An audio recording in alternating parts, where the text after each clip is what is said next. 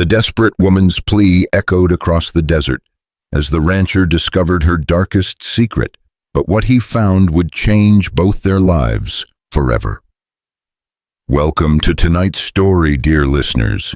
Before we begin this incredible tale of survival courage and unexpected salvation in the unforgiving American frontier, I want you to settle in for the next 2 hours as we journey together through Clara Dawson's darkest hour and her fight for freedom. Don't forget to comment below with your city or country so I can see how far this story travels around the world. Now let's begin. The desert wind carried no mercy that October morning in 1887, whipping across the barren landscape of New Mexico territory like the breath of some vengeful spirit. Clara Dawson stumbled through the sagebrush, her bare feet bleeding on the rocky ground, leaving a trail of crimson drops that the thirsty earth swallowed without a trace. Her tattered dress hung in ribbons from her trembling frame, and fresh bruises painted her pale skin in shades of purple and yellow, a grotesque map of her husband's latest rage. She had finally done it. After 7 years of walking on eggshells, of covering bruises with powder and lies, of jumping at every shadow and flinching at every raised voice, Clara had found the courage to run. But courage, she was learning, was a luxury the desert didn't recognize. The sun climbed mercilessly overhead, turning the October air into a furnace that sucked the moisture from her cracked lips and made her head swim with each labored step. Behind her, somewhere in the distance, she could hear the thundering hooves of John's horse. He was coming for her just as he always did. John Dawson never let his property wander far. "Clara!" His voice rolled across the empty landscape like thunder before a storm. "Clara, you get back here right now, you hear me?" She pressed herself against a cluster of beryl cacti, their spines drawing new lines of pain across her already torn skin. The sound of his voice made her stomach clench with the familiar cocktail of terror and revulsion that had become her constant companion. Even now, miles from their ramshackle homestead, his voice could reduce her to that cowering woman who had learned to make herself invisible. But not today. Today she would rather die in this God-forsaken desert than return to the hell that masqueraded as her marriage. The memory of this morning's beating was still fresh, fresher than the cuts on her face and the handprint bruises around her throat. It had started like it always did, with something small. This time it was the coffee. Too weak, he'd said, throwing the tin cup across the kitchen with such force that it dented the wall. Then came the familiar litany of her failures. She was useless, worthless, a burden he should have never taken on. The words had cut deeper than his fists, but the fists had followed soon enough. What made this morning different was the look in his eyes when he'd wrapped his hands around her throat. It wasn't just anger anymore. It was something colder, more final. Clara had seen that look once before when John had put down their old dog for allegedly killing chickens. The dog had been innocent, but John's mind was made up, and nothing Clara could say would change it. She knew with a certainty that chilled her more than the desert wind that if she stayed, John would kill her. Maybe not today, maybe not tomorrow, but soon.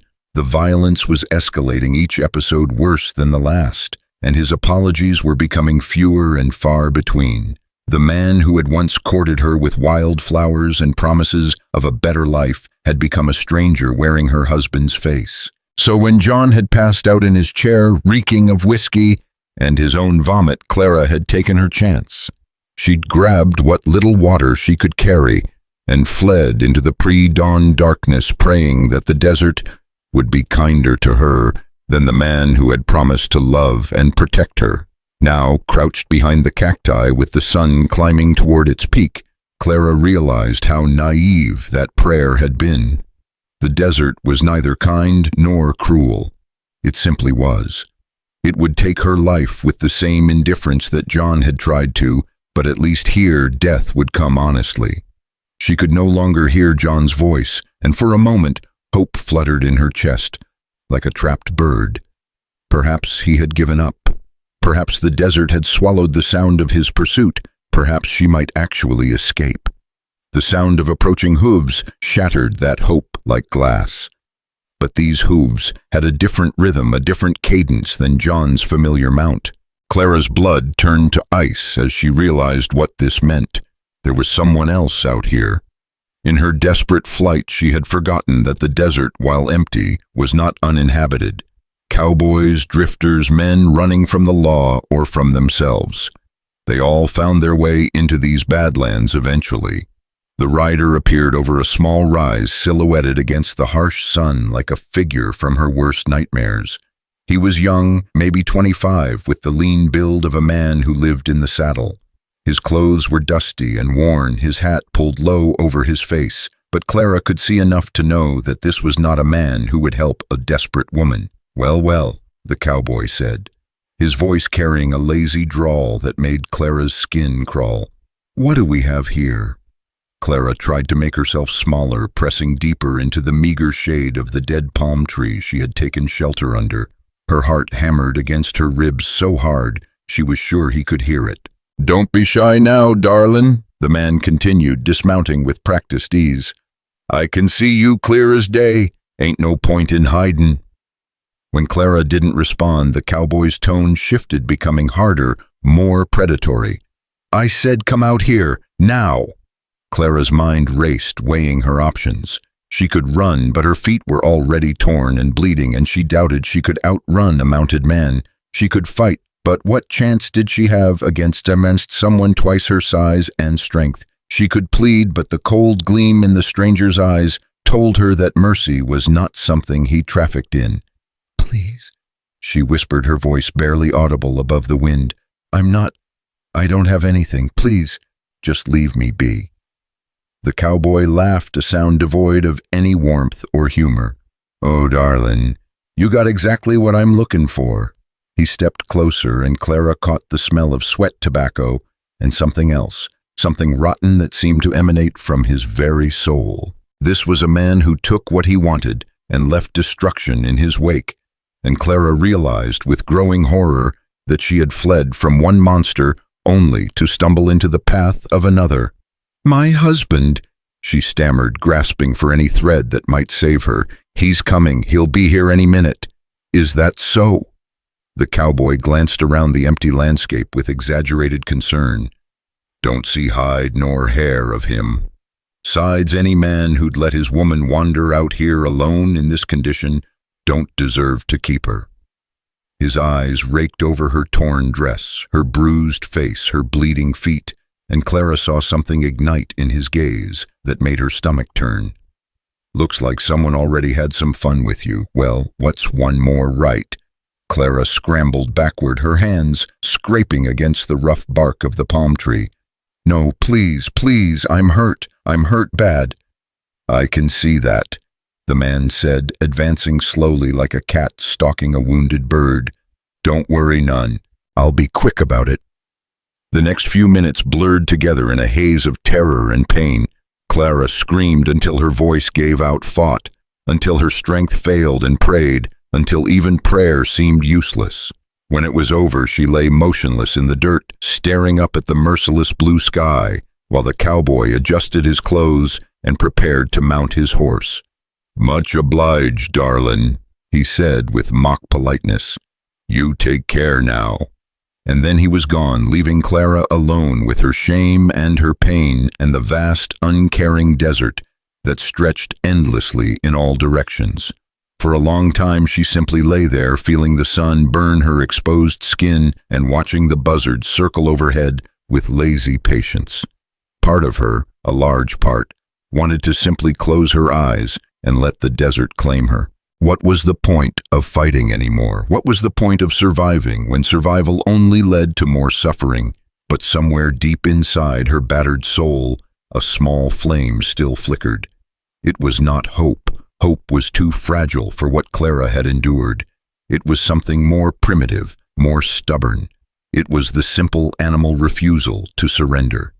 She had survived John's fists for 7 years. She had survived this stranger's assault. She would survive this too, or die trying. Slowly, painfully, Clara pulled herself to her feet, Her legs shook like a newborn colt's, and she had to lean against the palm tree for several minutes before she trusted herself to take a step. But she did take that step, and then another and another. She had no destination in mind, no plan beyond the simple act of moving forward. The sun was beginning its descent toward the western horizon, painting the sky in shades of orange and red that might have been beautiful under different circumstances. Soon it would be dark, and the desert that was trying to kill her with heat would try to kill her with cold instead. It was then that she heard the second set of hooves. Clara's blood froze in her veins. The cowboy had come back. He had decided that once wasn't enough, or perhaps he had simply thought of some new cruelty to inflict upon her broken body. She looked around desperately for somewhere to hide, but the landscape offered no shelter, no sanctuary. "Ma'am!" The voice that called out was different from the first rider's, older, gentler, touched with concern rather than predatory hunger. "Ma'am, are you all right?" Clara turned slowly, ready to run, despite her injuries, despite the futility of flight. What she saw made her blink in confusion. The man approaching her was indeed older, probably in his 50s, with silver threading through his dark hair and deep lines carved around his eyes by years of sun and wind. He sat his horse with the easy grace of someone who had been born in the saddle, but there was nothing threatening in his posture. Most remarkably, his face was creased with genuine concern as he took in her condition. "Jesus Christ," he breathed, dismounting quickly. "What happened to you?" Clara stumbled backward, her hands instinctively rising to cover herself as best she could. "Don't," she whispered. "Please don't touch me." The man stopped immediately, raising his hands to show they were empty. "I won't hurt you," he said quietly. "I promise. My name is Samuel Carter. I have a ranch about 5 miles south of here. You're safe now." "Safe?" Clara's laugh was harsh and bitter. "There's no such thing as safe. Not for women like me." Samuel's eyes took in her torn clothing, her bruises, the blood on her feet and legs. His jaw tightened, and for a moment Clara saw a flash of something dangerous in his expression, but when he spoke, his voice remained gentle. "Who did this to you?" Clara shook her head, unable to find words. How could she explain the morning's beating, the stranger's assault, the years of accumulated cruelty that had led her to this moment? How could she make this man understand that she was not a victim of one terrible day, but of a lifetime of terrible days? "It doesn't matter," she finally managed. "Nothing matters anymore." Samuel studied her for a long moment, and Clara was surprised to see something like understanding in his weathered features. "It matters," he said firmly. "You matter." Without another word, he began unbuttoning his shirt. Clara flinched away, but he simply pulled the garment off and held it out to her, keeping his distance. "Here," he said. "You need this more than I do." Clara stared at the offered shirt as if it were some incomprehensible artifact. When was the last time someone had shown her kindness without expecting something in return?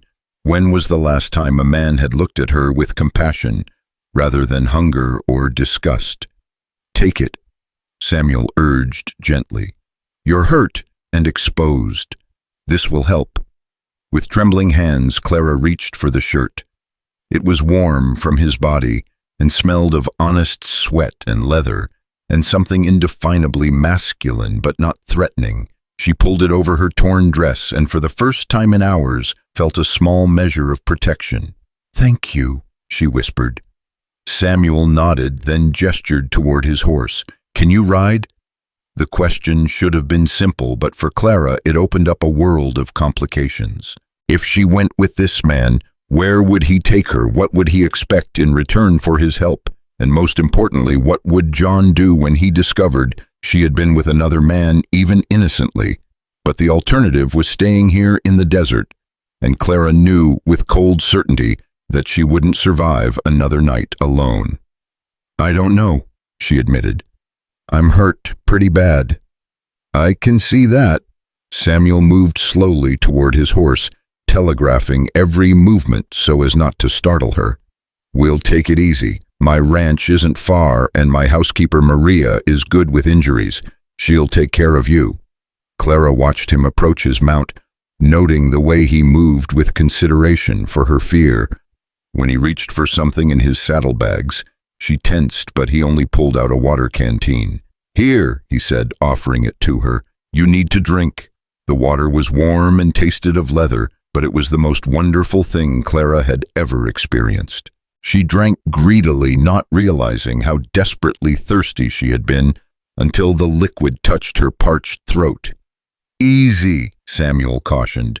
"Not too much at once, or you'll make yourself sick." When she had drunk her fill, Samuel helped her approach his horse. The animal was a large bay gelding with kind eyes and a patient temperament. Samuel spoke to it in low, soothing tones as he prepared to help Clara mount. "I'm going to lift you up now," he warned. "I'll be as gentle as I can." Clara nodded, steeling herself for the pain she knew would come. Samuel's hands were surprisingly gentle as he lifted her onto the horse, and though every movement sent fire through her battered body, she managed not to cry out. Samuel mounted behind her, careful not to crowd her or make her feel trapped. "We'll go slow," he promised. "Just tell me if you need to stop." As they began to move across the desert landscape, Clara found herself leaning back against Samuel's solid presence. For the first time in longer than she could remember, she felt something approaching safety. It was fragile and probably temporary, but it was real. "Samuel," she said quietly. "Yes, ma'am. My name is Clara Dawson." "It's nice to meet you, Clara," Samuel replied, and she could hear the smile in his voice. "Though I wish it were under better circumstances." Clara closed her eyes and let the gentle motion of the horse carry her toward whatever came next. Behind them, the desert stretched endlessly, holding its secrets and its sorrows. Ahead lay the unknown, but for the first time in years, the unknown didn't feel like something to be feared. As they rode, Samuel began to talk, not asking questions about what had happened to her, but simply filling the silence with gentle conversation about the landscape, his ranch, the weather. His voice was deep and soothing, and Clara found herself beginning to relax despite everything. "That's Devil's Backbone Ridge over there," he said, pointing to a jagged line of rocks in the distance. "Got its name from a cattle drive that went wrong about 10 years back. Lost half the herd trying to get them through those passes." Clara nodded, though she barely saw the landscape he was describing. Instead, she found herself studying his hands as they held the reins. Work roughened, but gentle, scarred, but careful. These were hands that built things rather than destroyed them, hands that offered help rather than harm. "There's good water on my land," Samuel continued, "Tian. Spring-fed well, that's never gone dry even in the worst drought years. And Maria, my housekeeper, she's got a way with healing that'd put most doctors to shame." The sun was setting in earnest now, painting the sky in brilliant shades of orange and purple. In the growing twilight, Clara could see the warm glow of windows in the distance.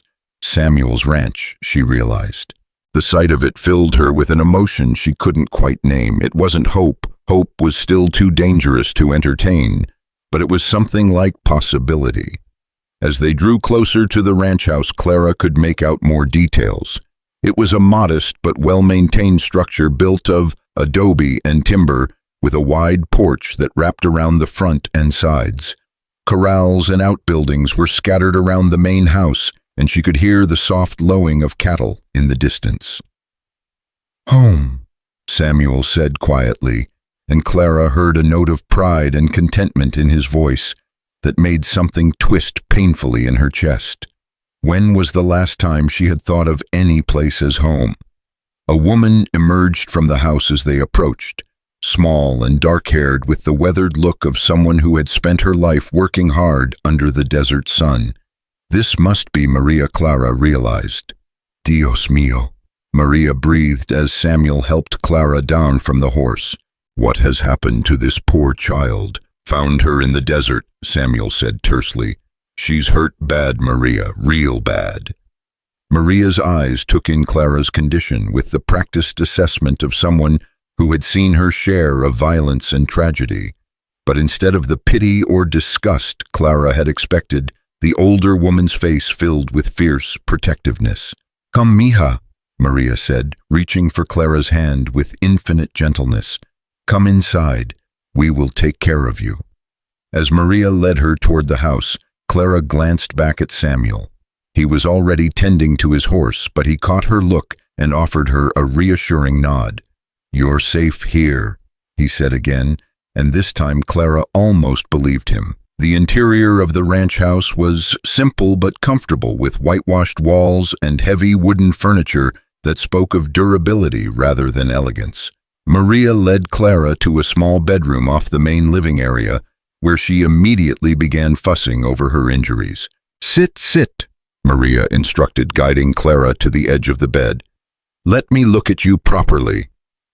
For the next hour, Maria worked with quiet efficiency, cleaning Clara's cuts and scrapes, applying salve to her bruises, and bandaging her feet.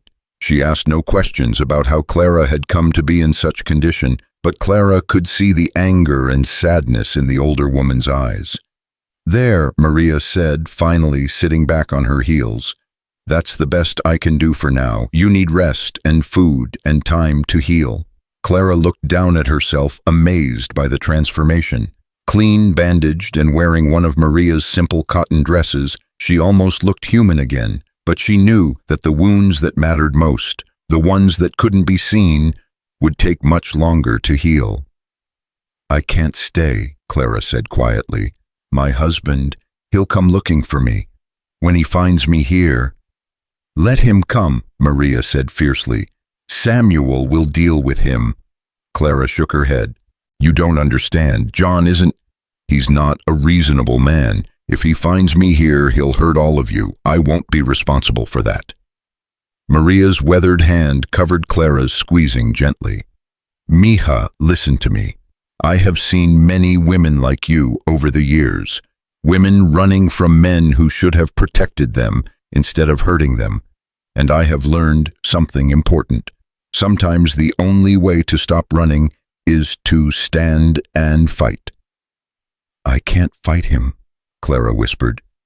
"I tried for 7 years. I tried to be a good wife, to make him happy, to avoid the things that set him off. But nothing worked. The anger is always there, just waiting for an excuse to come out." "Then maybe," Maria said softly, "it is time to stop trying to manage his anger and start thinking about what you need instead." The words hit Clara like a physical blow. What did she need? For so long, her entire existence had revolved around John's moods, John's demands, John's violence. She had forgotten that she might have needs of her own. "I don't know what I need," she admitted. "That's all right," Maria said. "You have time to figure it out. For now, you need rest." As Maria bustled about the room preparing for Clara to sleep, Clara found herself thinking about the kindness she had been shown today. Samuel's gentle concern, Maria's fierce protectiveness. It was almost too much to process after so many years of cruelty. "Maria," Clara said, as the older woman prepared to leave. "Si, mija. Why are you helping me? You don't even know me." Maria paused in the doorway, her dark eyes serious. "Because someone helped me once when I needed it most, and because every woman deserves to be treated with dignity and respect, no matter what has been done to her." After Maria left, Clara lay in the narrow bed and stared up at the ceiling. Outside, she could hear the normal sounds of ranch life winding down for the night. Horses settling in their stalls, the distant call of a night bird, the soft murmur of voices on the porch.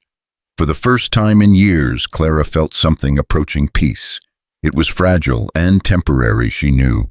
Tomorrow would bring new challenges, new fears, new decisions.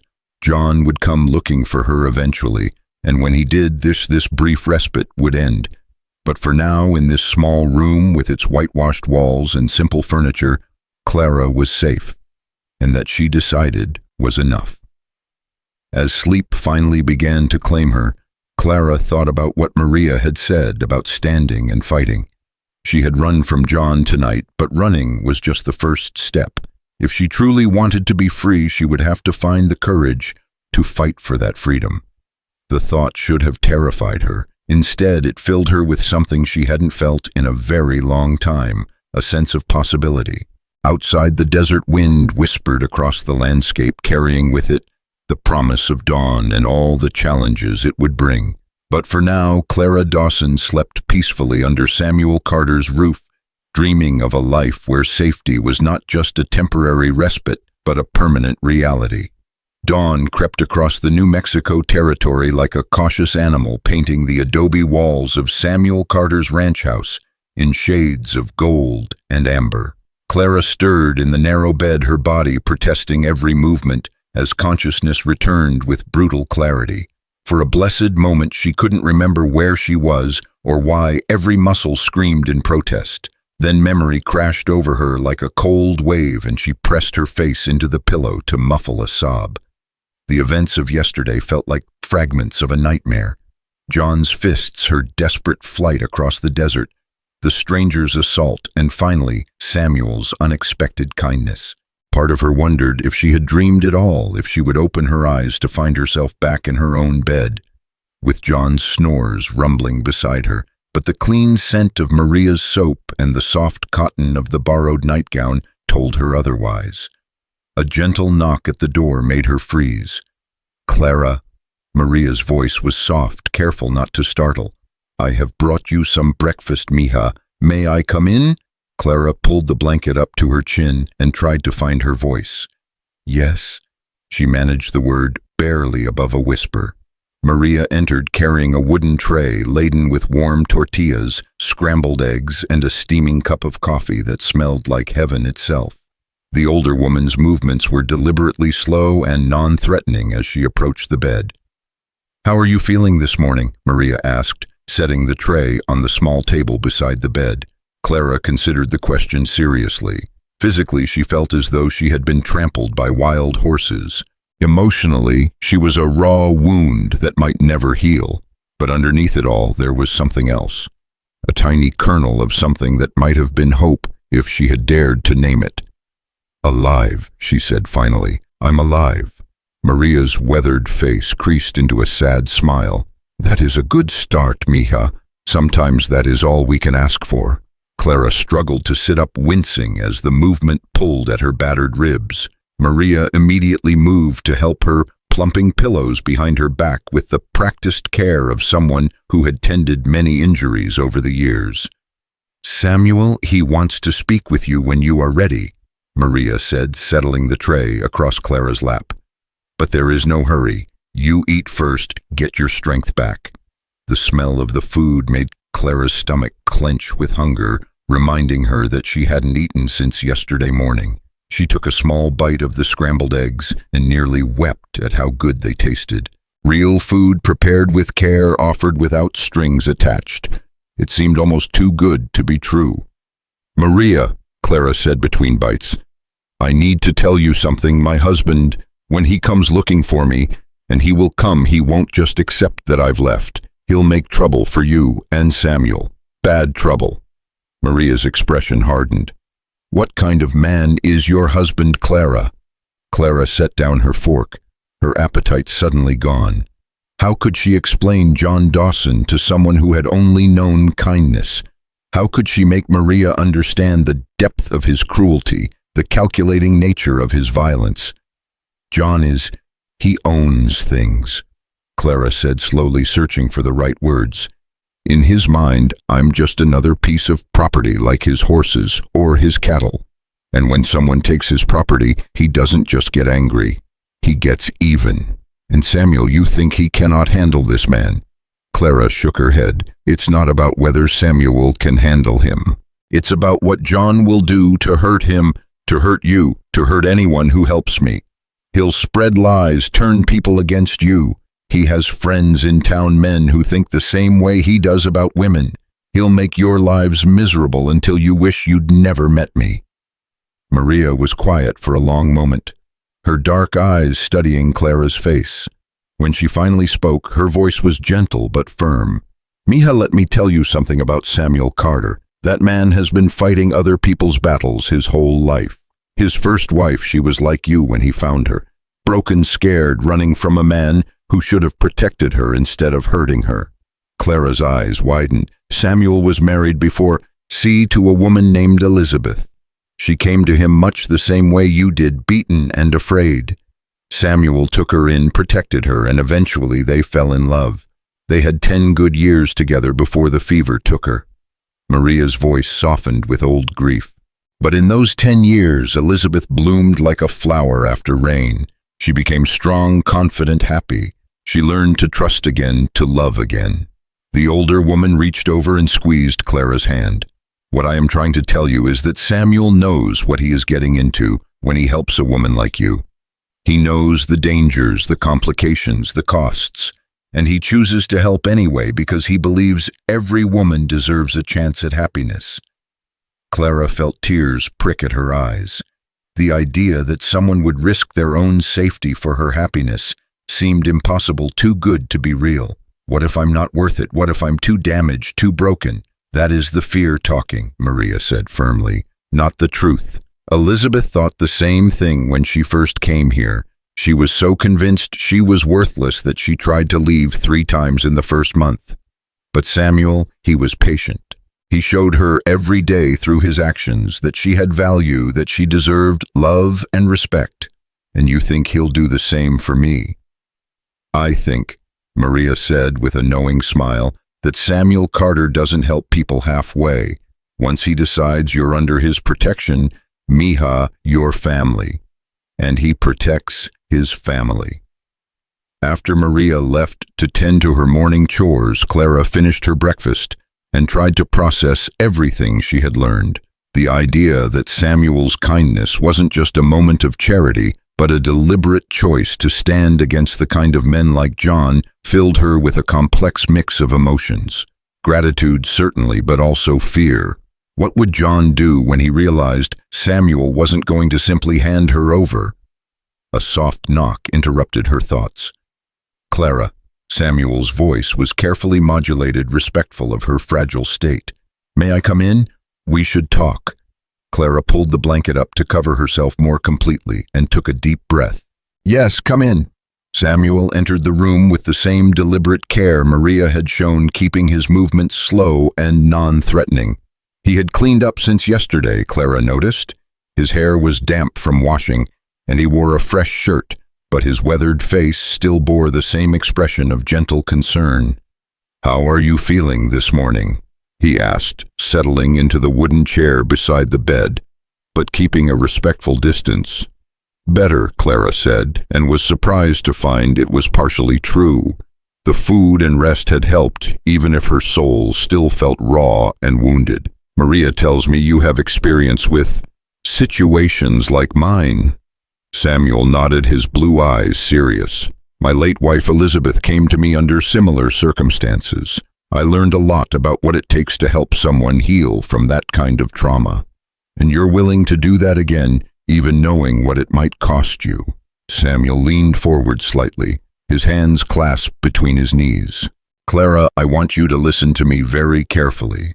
What happened to you yesterday, both before I found you and during your time in the desert, none of that was your fault.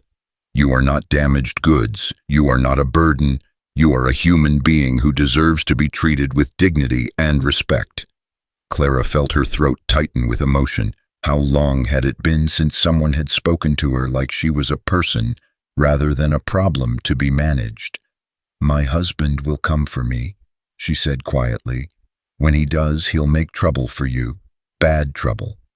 Let me worry about your husband, Samuel said, and for a moment Clara caught a glimpse of steel beneath his gentle exterior. Right now, I need you to focus on one thing. What do you want? Not what you think you should want. Not what would be easiest for everyone else. What do you want for your life? The question hit Clara like a physical blow. What did she want? For 7 years, her wants had been irrelevant, dangerous even. Wanting things had only led to disappointment and punishment. She had learned to bury her desires so deep that she wasn't sure she could find them anymore. I don't know, she admitted. I've spent so long just trying to survive that I forgot there might be other options." "That's all right," Samuel said. "We have time to figure it out, but I need you to know that whatever you decide, you'll have my support. If you want to go somewhere else, start fresh where no one knows your story, I'll help you do that. If you want to stay here and build a new life, you're welcome to do that too. And if you want to face your husband and demand the respect you deserve, well, you won't have to do that alone either." Clara stared at him, trying to process the enormity of what he was offering. Freedom, choice, agency over her own life. The concepts were so foreign after years of John's control that they felt almost dangerous to contemplate. "Why?" she whispered. "Why would you risk so much for someone you barely know?" Samuel was quiet for a long moment, his eyes distant as if he were seeing into the past. When he spoke, his voice was thick with old pain. "Because I know what it's like to feel helpless. Before I came to New Mexico, I was a sheriff back in Kansas. There was a woman in our town married to a prominent merchant who beat her regularly. Everyone knew what was happening, but he was wealthy and influential, and she was just his wife. I tried to help her several times, but the law was on his side. A man's wife was his property to do with as he pleased." Samuel's hands clenched into fists. "One night, he beat her so badly that she died, and I had to stand there and watch him bury her with full honors, while the whole town pretended it was just a terrible accident. I swore that night that I would never again stand by and watch a man destroy a woman's spirit just because he could." Clara felt tears spill down her cheeks. "I'm sorry. That must have been awful." "It was a lesson I needed to learn," Samuel said firmly. "Sometimes doing what's right means taking risks. Sometimes it means standing up to bullies even when the odds are against you. Your husband sounds like the kind of man who's gotten away with hurting you because no one has ever made him face consequences for his actions." "John has friends in town," Clara warned. "Men who think like he does. They won't take kindly to an outsider interfering in what they see as a private matter." Samuel's smile was grim. "Clara, I've been living in this territory for 15 years. I've built a reputation based on fair dealing and standing up for what's right. If your husband wants to turn this into a public fight, he's going to find that I have friends too, good people who don't believe that marriage gives a man the right to use his wife as a punching bag." The conviction in his voice stirred something in Clara's chest. Not quite hope, but something like it. For the first time in years, she allowed herself to imagine what it might be like to have someone truly on her side, someone willing to fight for her rather than against her. "What happens when he comes?" she asked. "We'll face that when it happens," Samuel said.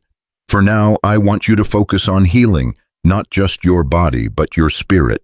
You've been through hell, Clara, and recovery doesn't happen overnight, but it does happen if you're willing to fight for it." A commotion outside made them both turn toward the window. The sound of hoofbeats and angry voices carried across the morning air, and Clara's blood turned to ice as she recognized one of those voices. "Well," Samuel said grimly, rising from his chair, "looks like we won't have to wait long after all." Clara struggled to get out of bed, panic flooding her system. "That's him. That's John. Oh God, he's going to kill me. He's going to kill all of us." Samuel moved to the window and peered through the curtains. "3 men, he reported. "Your husband and 2 others. They're armed, but they're staying mounted for now. That's good. Means they're not completely sure of their ground." "You don't understand," Clara said, her voice rising with hysteria. "John doesn't just get angry. He gets crazy. He'll burn this place down before he lets another man keep what he thinks belongs to him." Samuel turned from the window, his face calm despite the danger gathering outside. "Clara, I need you to trust me. Can you do that?" Clara stared at him. This man who had shown her more kindness in 18 hours than she had received in 7 years of marriage. Everything in her wanted to run to hide, to make herself small and invisible, the way she had learned to do when John's temper erupted. But something in Samuel's steady gaze made her want to try to be brave. "I'll try," she whispered. "Good. Now I want you to stay in here, away from the windows. Maria will be with you. Whatever happens out there, don't come outside unless I specifically call for you. Understood. Clara nodded, though every instinct screamed at her to run. Samuel headed for the door, then paused and looked back at her. Clara, you're not alone anymore. Remember that. As Samuel left the room, Clara heard his boots cross the main room of the house, followed by the creak of the front door opening. Maria appeared in the bedroom doorway, her usually gentle face set in hard lines. Come away from the window, mija, Maria said softly. Let the men handle this. But Clara couldn't help herself. She crept to the edge of the window and peered through a gap in the curtains. What she saw made her stomach clench with familiar fear. John Dawson sat his horse in the center of the yard, like some dark prince surveying his domain. Even from a distance, Clara could see the cold fury in his posture, the barely controlled violence that always lurked just beneath his surface. Flanking him were Pete Morrison and Jake Wheeler, two men from town who shared John's views about women and property. All three were armed with rifles, though they hadn't drawn them yet. Samuel stood on his front porch, relaxed but alert, his own rifle within easy reach, but not in his hands. The contrast between the two men was stark. John bristling with aggressive energy, Samuel calm and centered, like a man who had faced down more dangerous threats than three bullies on horseback. "Morning, gentlemen," Samuel called out, his voice carrying easily across the yard. "You're on my land. State your business." John's voice cracked like a whip. "You know damn well what my business is, Carter. You got my wife in there and I want her back. Now." "I'm afraid I don't know what you're talking about," Samuel replied mildly. "I haven't seen your wife." Even from inside the house, Clara could see John's face flush red with rage.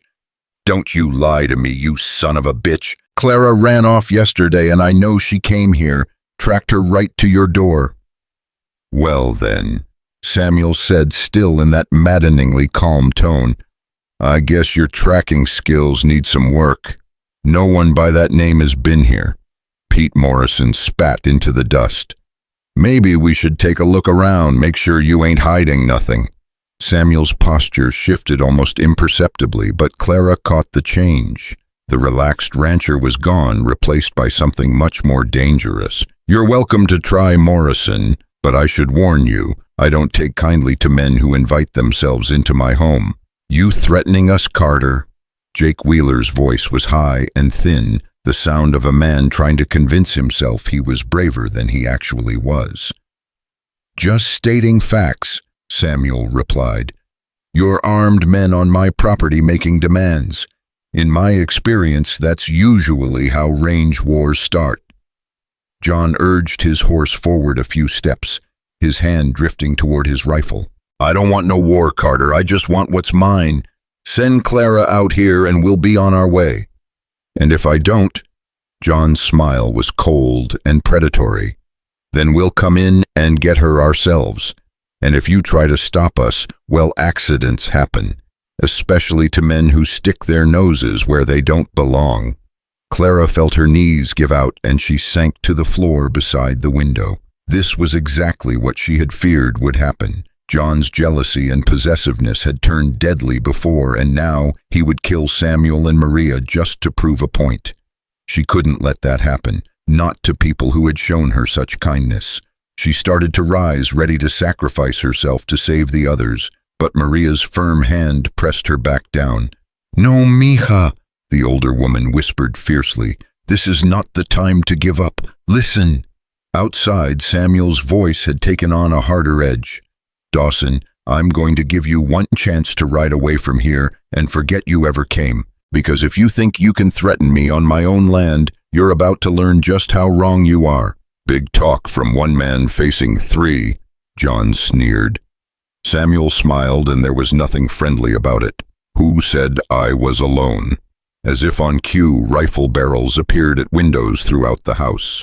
Clara gasped as she realized that Samuel's ranch hands had been positioned throughout the buildings ready for this confrontation. They had anticipated John's arrival and prepared for it, Morrison and Wheeler shifted nervously in their saddles, suddenly aware that they were outnumbered and outgunned.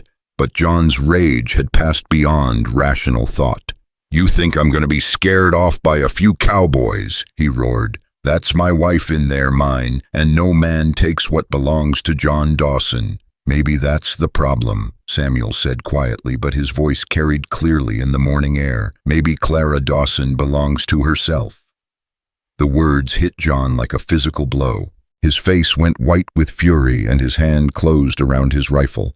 "You son of a bitch, I'll kill you for that." "John," Samuel's voice cracked like thunder.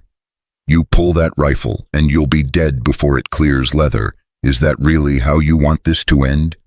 For a moment the tableau held. 3 men on horseback faced by an unseen number of defenders, the morning air thick with the promise of violence. Clara held her breath, certain that blood was about to spill over her, certain that her attempt to escape had only brought death to the people who had tried to help her. Then Pete Morrison broke the tension. "John, maybe we should think about this. Those boys have good position on us." "Shut up, Pete," John snarled, but Clara could see uncertainty creeping into his posture. "Morrison's right," Samuel said conversationally. "You're in a bad spot, Dawson. My men have clear shots from multiple angles. You might get one of us, but you won't get us all. And then what, you'll be a dead man and your problems will be over. But your friends here, they'll have to explain to Sheriff Miller why they started a shooting war over a domestic dispute."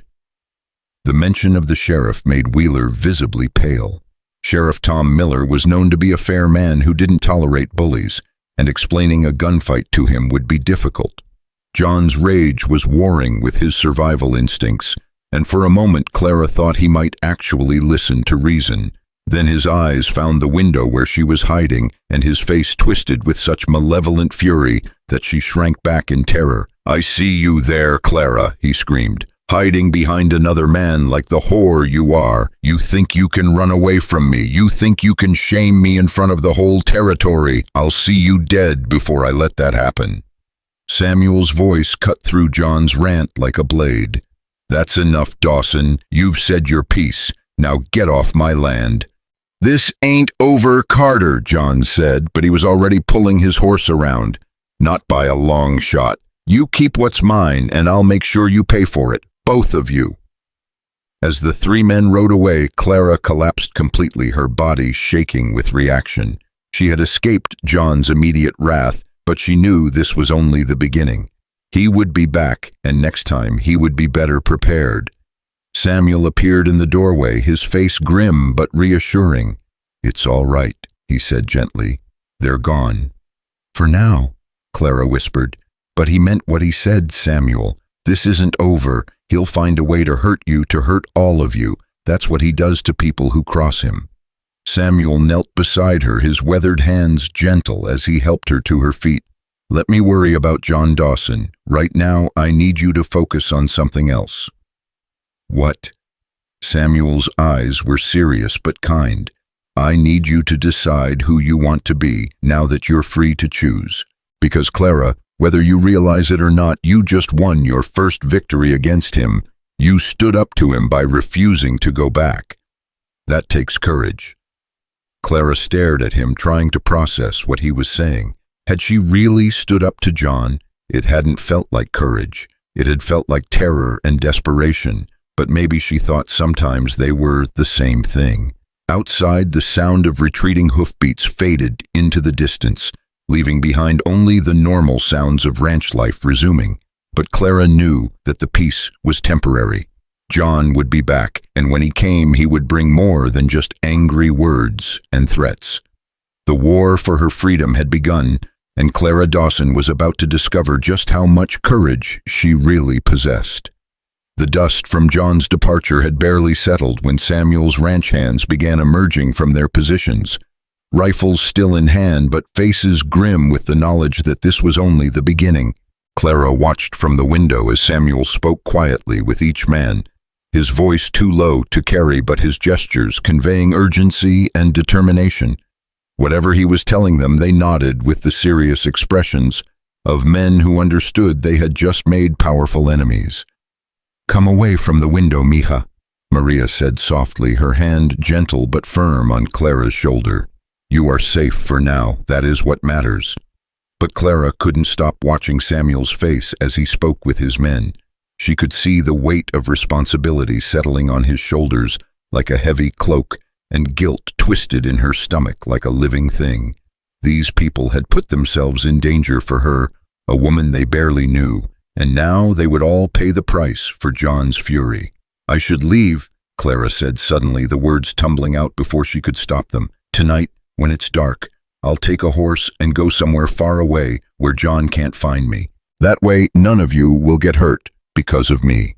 Maria's weathered hand turned Clara's face away from the window, forcing her to meet the older woman's stern gaze. "And where would you go, mija? You have no money, no family, no place to run to. The desert nearly killed you once already. Would you try your luck with it again? At least then the only person who gets hurt would be me," Clara replied, her voice thick with unshed tears. "You saw John out there, Maria. You heard what he said.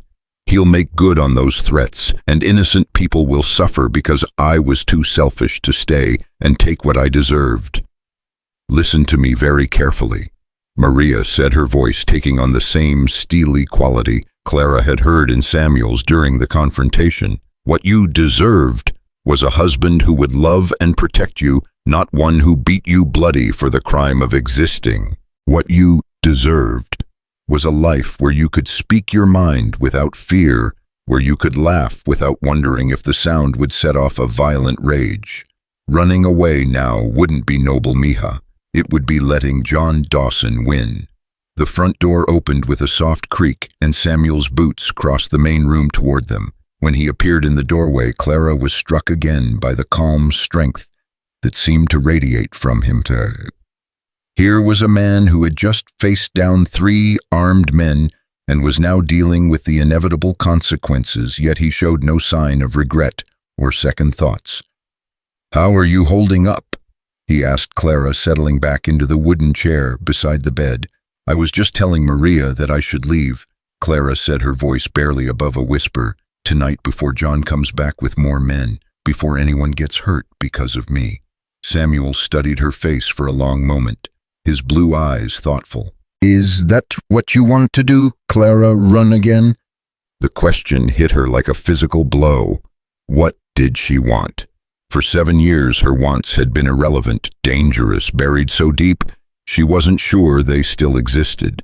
But sitting here in this safe room, surrounded by people who seemed to actually care about her welfare, Clara found herself thinking about something other than mere survival for the first time in years. "I want John to leave me alone," she said finally. "I want to wake up in the morning without wondering what mood he'll be in, without calculating whether speaking will earn me a beating. I want to feel safe." "And do you think running will give you those things?" Clara shook her head slowly. "No, he'll never stop looking for me. Even if he doesn't find me, I'll spend the rest of my life looking over my shoulder, waiting for him to appear. That's not freedom, that's just a different kind of prison." Samuel nodded approvingly. "Elizabeth said something very similar when she first came here. She wanted to keep running, keep hiding, because she thought that was the only way to stay safe. It took her a while to understand that sometimes the only way to truly escape is to stand and fight." "But I don't know how to fight," Clara protested. "I've never known how. John is bigger than me, stronger than me. He has friends in town who think wives should obey their husbands no matter what. What chance do I have against all of that?"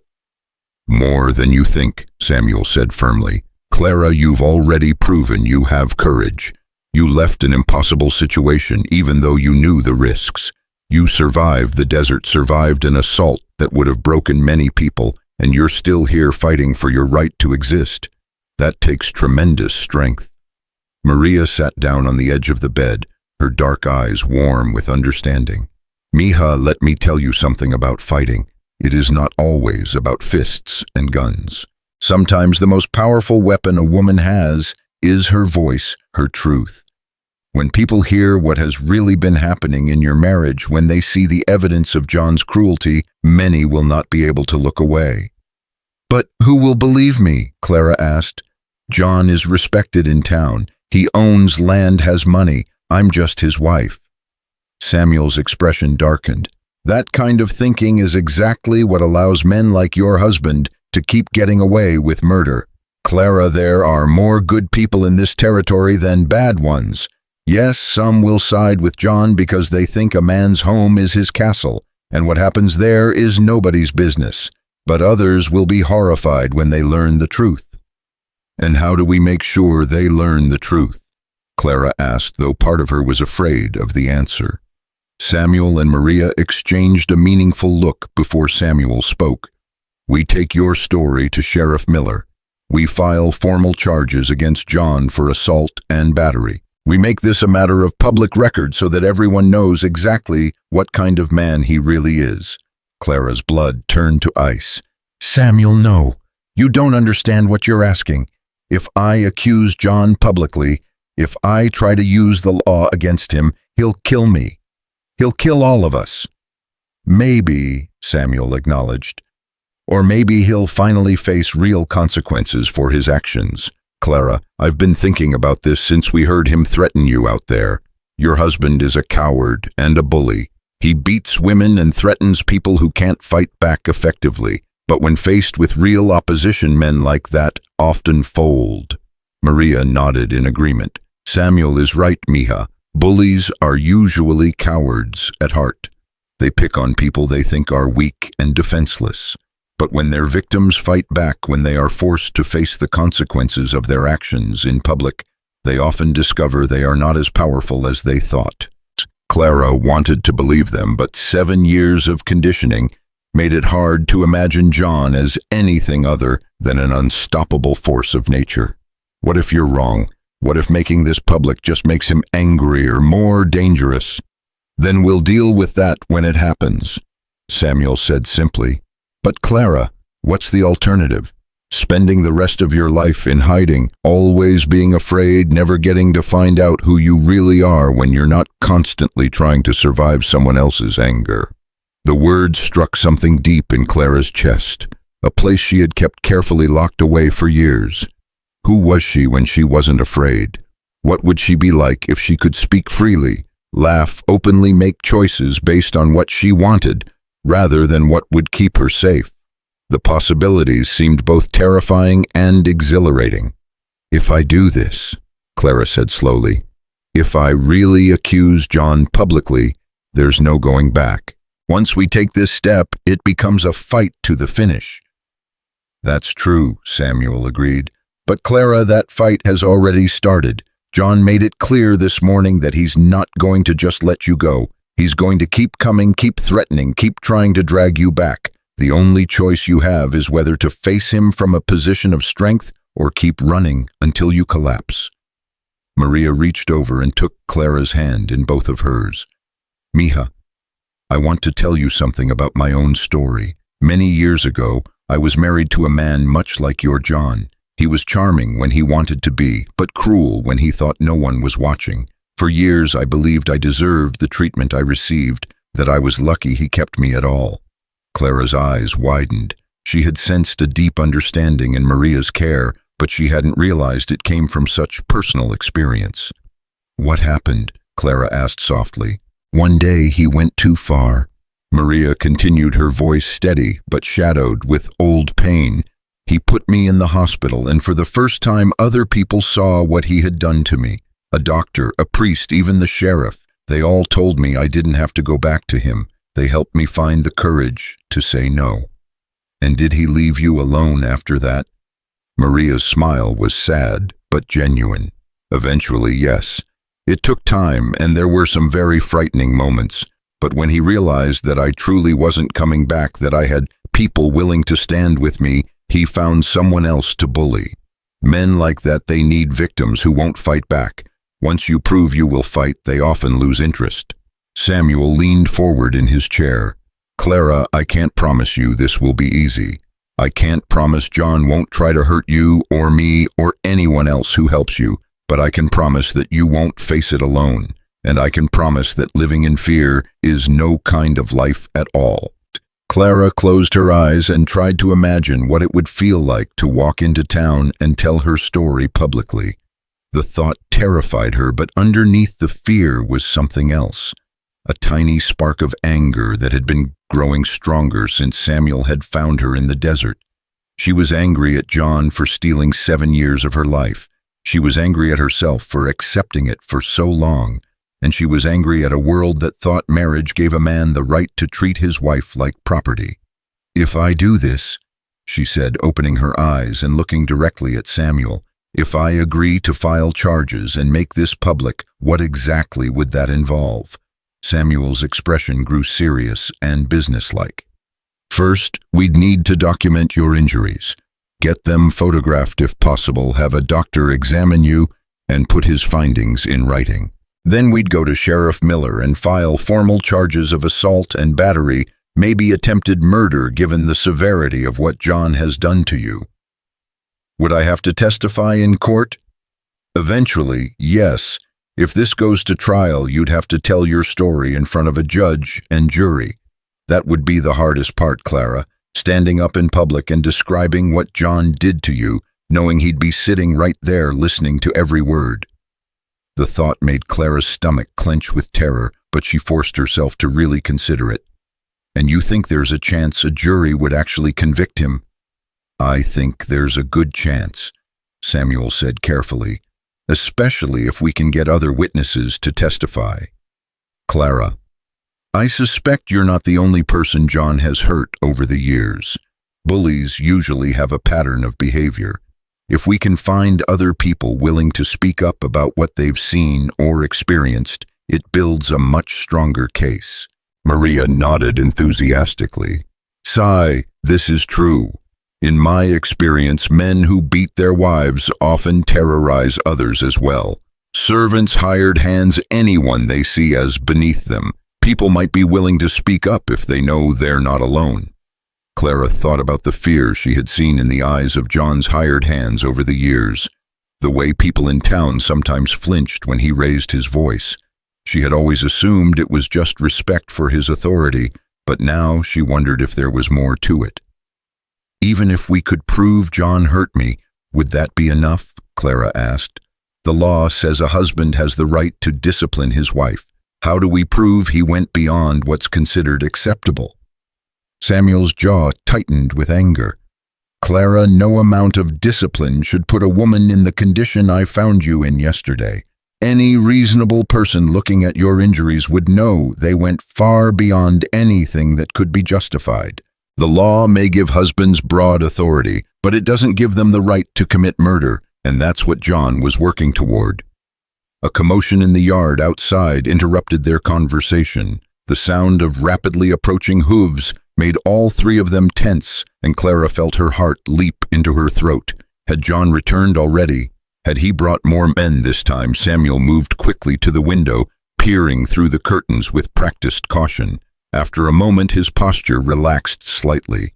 "It's just one rider," he reported. "Looks like Doc Thompson from town." Clara frowned in confusion. Doc Thompson, what would he be doing here? Samuel's expression was grim as he watched the approaching rider. "I sent one of my men to fetch him this morning before John showed up. I wanted to get your injuries properly documented no matter what you decided to do about pressing charges." The thoughtfulness of the gesture struck Clara deeply.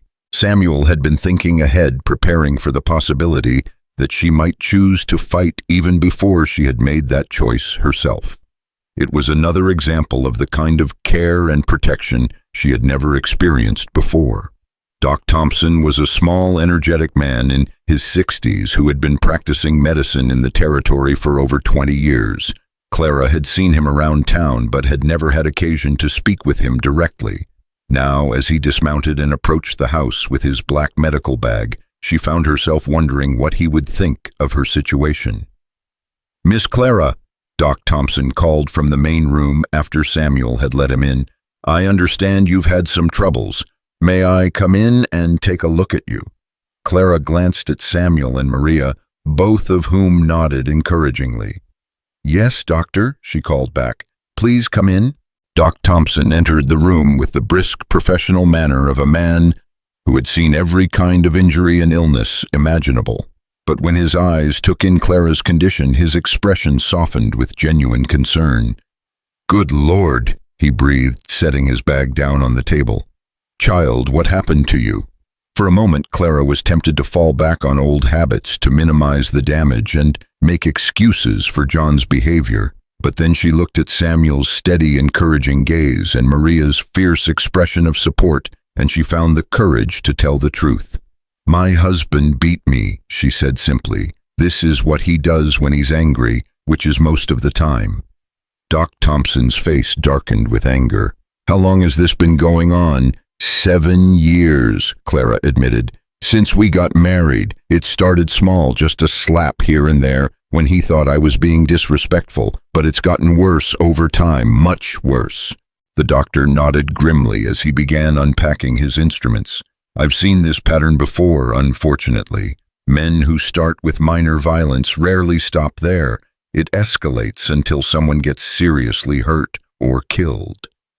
As Doc Thompson examined Clara's injuries, documenting each bruise and cut, with clinical precision, Clara found herself telling him the full story of her marriage. The words came haltingly at first, then in a rush as years of pent-up pain and fear poured out. She told him about the escalating violence, the isolation, the constant fear that had become her normal state of existence. "This beating you received yesterday," Doc Thompson said, as he gently probed a particularly tender spot on Clara's ribs. "This could easily have killed you. These ribs are cracked, possibly broken. If one had punctured your lung—" He didn't finish the sentence, but Clara understood the implication. John hadn't just been expressing anger yesterday morning. He had been trying to kill her, whether consciously or not. "Doctor," Samuel said from his position by the window, "if Clara were to press charges against her husband, would you be willing to testify about what you've seen here today?" Doc Thompson paused in his examination, his weathered hands gentle on Clara's bruised arm. "Young lady, I want you to listen to me very carefully. In my 30 years of practicing medicine, I have seen far too many women die from injuries inflicted by their husbands. I have held too many hands as they slipped away, knowing that their deaths could have been prevented if someone had intervened earlier." The doctor's voice grew stronger, more determined. "If you have the courage to stand up and fight this man, then yes, I will absolutely testify on your behalf. What has been done to you is not discipline or correction. It is attempted murder, pure and simple." Clara felt tears spring to her eyes.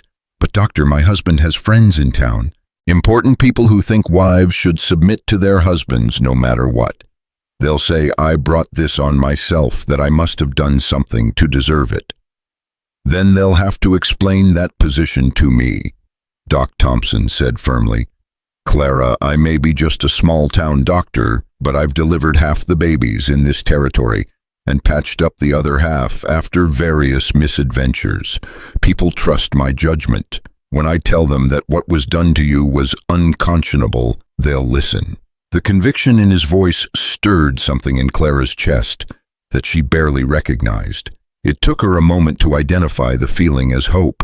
Real hope, not the desperate kind that came from desperation, but the kind that was based on evidence and support and the possibility of actual change. "There's something else you should know," Doc Thompson continued as he finished his examination and began making notes in a small leather journal. "Yesterday evening I treated another woman for injuries that looked suspiciously similar to yours. Jenny Morrison, Pete Morrison's wife. She claimed she fell down the stairs, but the pattern of bruising suggested otherwise." Samuel and Clara exchanged meaningful glances. Pete Morrison had been one of the men who rode with John that morning, and if he was also beating his wife, it suggested a pattern that went beyond one troubled marriage. "Did you believe her story about falling?" Clara asked. Doc Thompson shook his head sadly. "Not for a moment, but I couldn't force her to tell me the truth. Some women aren't ready to face what their lives have become." "But if she knew she wasn't alone," Maria said thoughtfully, "if she knew other women were standing up to this kind of treatment, maybe she would find the courage to speak up." The idea sent a thrill of possibility through Clara. What if she wasn't the only woman in the territory suffering in silence? What if there were others who would stand with her if they knew they didn't have to face their abusers alone? "Doctor," Clara said slowly, "if I do decide to press charges, if I do stand up publicly and tell my story, do you think other women might come forward?" Doc Thompson considered the question carefully. "I think there's a very good chance of that, yes. In my experience, victims of this kind of abuse often feel isolated and ashamed. They think they're the only ones, that they must have done something to deserve the treatment they receive. But when one person finds the courage to speak up, it often inspires others to do the same." Samuel moved away from the window and rejoined their circle. "Clara, I need to tell you something. While Doc Thompson was examining you, I was watching the road. There's been a steady stream of riders heading toward town all morning. I think John is gathering support, preparing for whatever comes next." Clara's momentary hope faltered. "You mean he's not going to give up?" "No," Samuel said bluntly. "I don't think he is, which means we need to be smart about how we handle this. If we're going to take him on, we need to do it right the first time." Doc Thompson closed his journal and looked directly at Clara. "Miss Clara, I'm going to give you some advice that might be hard to hear. Men like your husband don't change. They don't suddenly see the error of their ways and become loving husbands. The violence will continue to escalate until someone stops it or someone dies. Those are the only two ways this story ends." The stark truth of his words hit Clara like a physical blow. All these years, some part of her had clung to the hope that John might change that. If she could just find the right way to be a wife, he might treat her with kindness. But looking back now, she could see that the violence had indeed escalated steadily from the beginning. "What do you think I should do?" Clara asked. "I think you should fight," Doc Thompson said without hesitation. "I think you should use every legal means at your disposal to protect yourself and prevent John from hurting you or anyone else ever again. And I think you should know that you have more support than you realize." As if to underscore his point, the sound of more hoofbeats filled the air outside. This time Samuel's expression brightened as he looked out the window. "Well now," he said, with the first genuine smile Clara had seen from him all day. "Looks like word is already spreading. That's Sheriff Miller riding up, and he's got 2 of his deputies with him." Clara's heart hammered against her ribs. Did John go to the sheriff first? Did he file charges against me for leaving? Samuel shook his head. "Doesn't look like it. Miller doesn't look angry, just concerned. I think someone else must have told him what happened here this morning." As Sheriff Miller's authoritative knock echoed through the house, Clara realized she was about to face the first real test of her newfound resolve. Whatever she said to the sheriff in the next few minutes would determine the course of everything that followed. She looked around the room at the faces of the people who had already risked so much to help her. Samuel with his quiet strength, Maria with her fierce protectiveness, Doc Thompson with his professional integrity. For the first time in 7 years, Clara didn't feel alone. "Send him in," she said, her voice stronger than she had expected. "It's time to tell the truth." Sheriff Tom Miller's boots echoed across the wooden floor as Samuel led him into the bedroom where Clara waited. At 52, Miller was a weathered man with steel-gray hair and eyes that had seen enough violence to recognize its aftermath immediately. When his gaze fell on Clara's battered face, his jaw tightened with barely controlled anger. "Mrs. Dawson," he said, removing his hat with the practiced courtesy of a man who had learned to treat victims with respect. "I'm Sheriff Miller. I understand you've had some trouble." Clara studied the sheriff's face, searching for any sign of the dismissive attitude she had expected. Instead, she saw genuine concern and what looked like professional interest in the details of her case. "Yes, Sheriff, I have. I got word this morning that there was some kind of confrontation here between your husband and Mr. Carter." Miller continued, settling into a chair that Samuel had brought from the main room. "John Dawson claims you've been kidnapped, and he wants me to arrest Samuel for unlawful detention." Clara's stomach clenched with familiar fear. Of course, John had twisted the story to make himself the victim. "Sheriff, that's not what happened. I left my husband voluntarily because he was trying to kill me." Sheriff Miller's eyebrows rose slightly. "That's a serious accusation, Mrs. Dawson. Would you be willing to make a formal statement about what happened?" Before Clara could answer, Doc Thompson stepped forward. "Sheriff, before we go any further, I think you should see what I've documented here." He opened his leather journal and began reading from his notes. Multiple contusions to the face and torso, several cracked ribs, defensive wounds on both forearms, ligature marks around the throat consistent with strangulation attempts. The sheriff's expression grew darker with each item on the list. "These injuries are recent, inflicted yesterday morning according to Mrs. Dawson's account," Doc Thompson confirmed. "In my professional opinion, this level of violence could easily have resulted in death. This wasn't a case of minor domestic correction, Sheriff. This was attempted murder." Sheriff Miller was quiet for a long moment, his experienced eyes moving from Clara's face to her bandaged hands and back again. When he spoke, his voice was carefully controlled.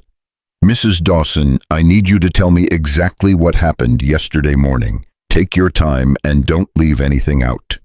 Clara took a deep breath and began her story. The words came easier this time, perhaps because she had already told it to Doc Thompson, or perhaps because Sheriff Miller's professional demeanor made it feel safe to speak the truth. She described the years of escalating violence, the constant fear, and finally the beating that had nearly killed her. "After John passed out, I knew it was my only chance," Clara said, her voice growing stronger as she continued. "I could see it in his eyes when he was choking me. He was going to kill me. Maybe not that day, but soon. So I ran." Sheriff Miller made notes as she spoke, occasionally asking for clarification, but mostly just listening with the kind of focused attention that made Clara feel like her words actually mattered. When she finished, he was quiet for several minutes, reviewing what he had written. "Mrs. Dawson, you say this pattern of violence has been going on for 7 years. Has anyone else witnessed these incidents?" Clara hesitated. Admitting the full extent of her isolation felt like another kind of shame. "John was usually careful to make sure we were alone when he hurt me, but there were a few times when the hired hands might have heard something." "What about in town? Did anyone ever see evidence of injuries?" "I learned to cover them up," Clara admitted. "Makeup, long sleeves, staying home until the worst bruising faded. John always said no one would believe me anyway, that people would think I deserved whatever I got." Sheriff Miller's face darkened further. "Mrs. Dawson, I want you to understand something very clearly. No woman deserves to be beaten by her husband, regardless of what she might have said or done. What you've described isn't discipline or correction, it's criminal assault." The words hit Clara with unexpected force. For 7 years she had been told by John and had convinced herself that she was somehow responsible for his violence. Hearing a figure of authority state unequivocally that she was the victim rather than the cause was profoundly liberating. "Sheriff," Samuel interjected, "there's something else you should know. When John came here this morning with Pete Morrison and Jake Wheeler, he made specific threats against Mrs. Dawson and against me. He said he'd see her dead before he'd let her go, and he threatened to make me pay for helping her." Sheriff Miller looked up sharply. "He made death threats in front of witnesses." "My ranch hands heard everything," Samuel confirmed. "They were positioned around the buildings in case things turned violent. I can have them give you statements if you need them." The sheriff nodded grimly. "I'll want to talk to them before I leave. Mrs. Dawson, based on what you've told me and what Doc Thompson has documented, I have enough evidence to arrest your husband on charges of assault and battery. If you're willing to sign a formal complaint, I can have him in custody by this evening." Clara felt her heart leap with hope, but also with terror. What happens then? How long would he stay in jail? "That depends on several factors," Sheriff Miller said honestly. "If he can make bail, he might be out in a few days pending trial. But with the severity of the injuries and the death threats, I'd recommend asking the judge to set bail high enough that John can't easily pay it. Maria, who had been quietly listening from her position near the door, spoke up. "Sheriff, what is to stop this man from coming after Clara again once he is released? Men like him do not usually accept defeat gracefully." Sheriff Miller's expression was grim. "That's a valid concern, Mrs. Valdez. The law isn't perfect when it comes to protecting victims from retaliation, but I can tell you this.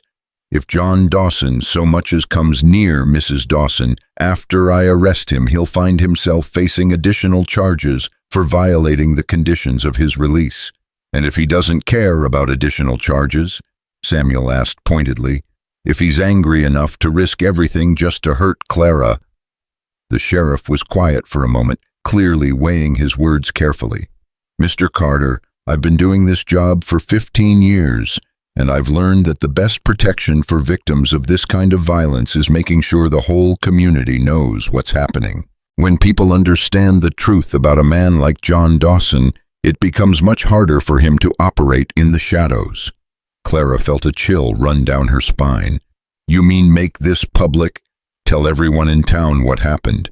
Mrs. Dawson, your husband is already making this public," Sheriff Miller pointed out. "He's been in town all morning telling anyone who'll listen that you ran off with another man and that Samuel here kidnapped you. He's turning you into the villain in his version of the story."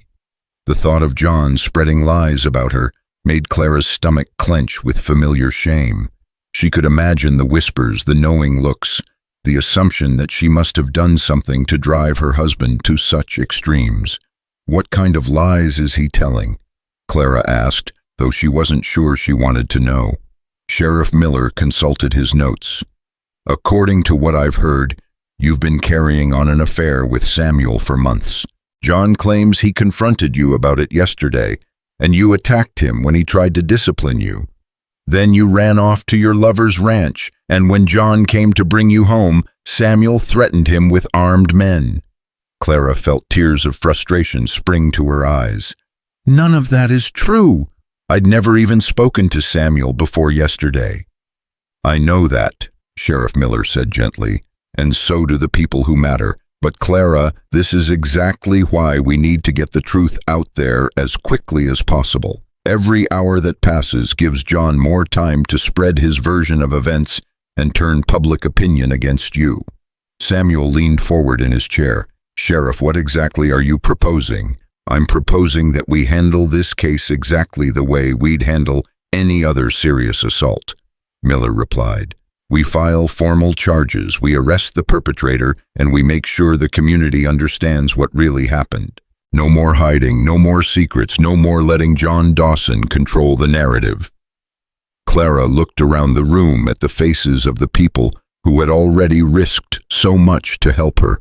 The thought of having her private pain exposed for all the world to see was terrifying, but the alternative, letting John's lies go unchallenged, seemed even worse.